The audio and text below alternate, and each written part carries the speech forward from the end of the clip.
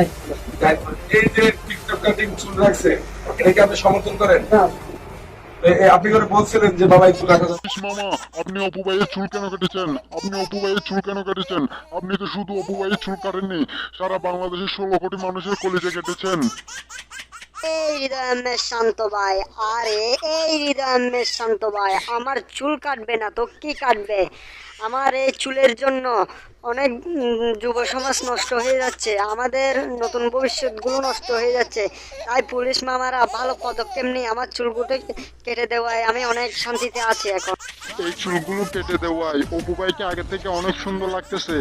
আগে লম্বা লম্বা চুলগুলোর মধ্যে লুরুসের মতো লাগতো অপু ভাইকে, এখন আরো অনেক সুন্দর লাগতেছে অপু ভাইকে এই চুলগুলো কেটে দেওয়ায়। Run.